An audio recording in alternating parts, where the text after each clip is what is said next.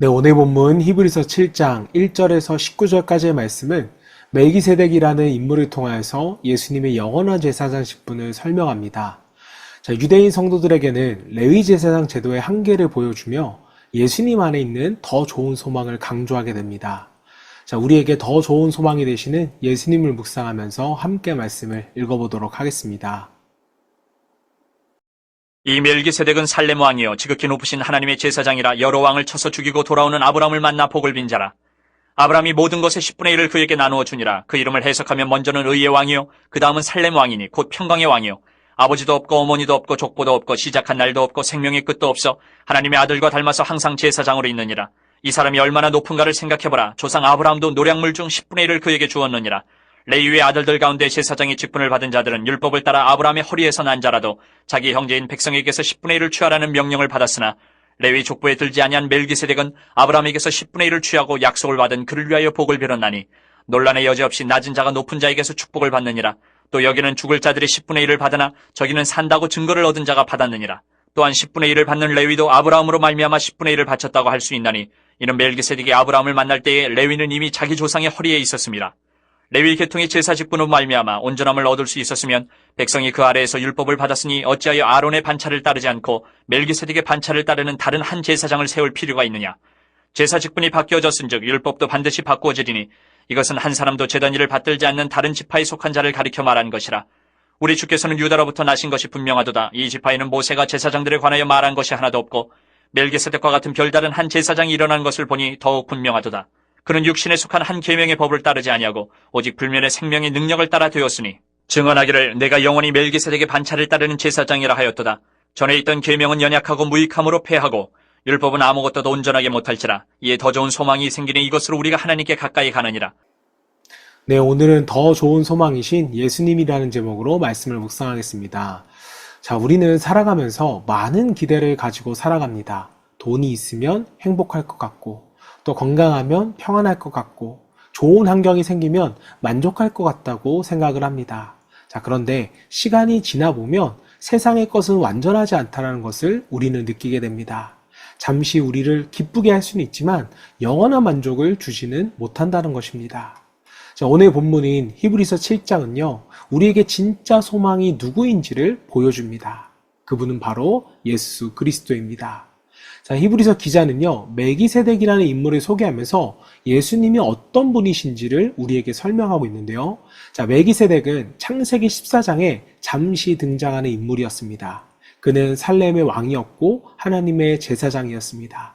자, 그런데 아브라함이 전쟁에서 승리하고 돌아올 때 이 멜기세덱이 떡과 포도주를 가지고 그를 축복하게 됩니다. 자, 그러자 아브라함은요, 그에게 11조를 드렸습니다. 자, 성경은 이 장면을 통해서 멜기세덱의 제사장 직분이 얼마나 특별한지를 우리에게 보여줍니다. 자, 당시 유대인들에게 가장 중요한 제사장 가문은요, 레위 지파였습니다. 그런데 히브리서 기자는 아브라함도 멜기세덱에게 축복을 받았다는 이 사실을 강조합니다. 축복하는 자가 축복받는 자보다 당연히 크기 때문입니다. 자, 이 말씀은 결국 예수님을 설명하기 위한 것입니다. 예수님은 단순히 인간 제사장이 아니라 멜기세덱의 반차를 따른 영원한 제사장이십니다. 자, 그래서 11절 말씀을 보면 이렇게 말합니다. 레위 계통의 제사 직분으로 말미암아 온전함을 얻을 수 있었으면. 자, 구약의 제사장 제도는요, 죄를 완전히 해결하지는 못했습니다. 제사장은 계속적으로 반복해서 제사를 드려야만 했고 제물이나 방식 등에는 분명히 한계가 있었습니다. 자, 때문에 잠시 죄를 덮을 수는 있었지만 완전히 없애지는 못했던 것입니다. 자, 이것은 우리 인생도 마찬가지입니다. 세상의 방법들은요, 잠시 위로를 줄 수는 있어도 근본적인 문제를 해결할 수는 없습니다.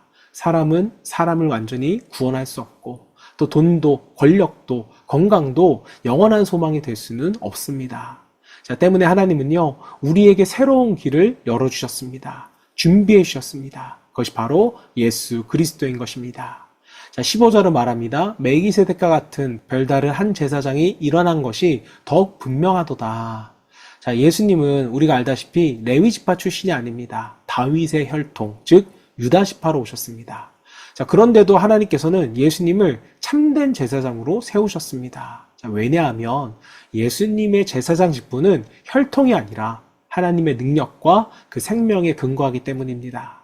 사람 제사장은 늙고 죽지만 예수님은 영원히 살아계십니다. 사람 제사장은요, 자신의 죄 때문에 먼저 속죄해야만 하지만 예수님은 죄가 없으셨습니다. 자, 그래서 예수님은 우리의 완전한 중보자가 되어주십니다. 자, 우리는 한계가 있는 세상, 즉 흔들리는 세상 속에서 살아갑니다.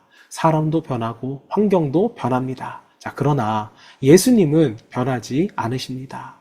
어제나 오늘이나 영원토록 동일하신 주님이십니다. 자, 19절 말씀은요, 오늘 본문의 결론입니다. 율법은 아무것도 온전하게 못할지라 이에 더 좋은 소망이 생기니 이것으로 우리가 하나님께 가까이 가느니라. 참 귀한 말씀입니다. 예수님은 우리를 하나님께 가까이 가게 하시는 분입니다. 죄 때문에 하나님과 멀어졌던 우리가 이제는 예수님 때문에 하나님께 나아갈 수 있게 되었고 또 두려움이 아니라 은혜로 나아가게 되었습니다. 사랑하는 성도 여러분, 우리의 소망을 어디에 두고 살아가고 계십니까?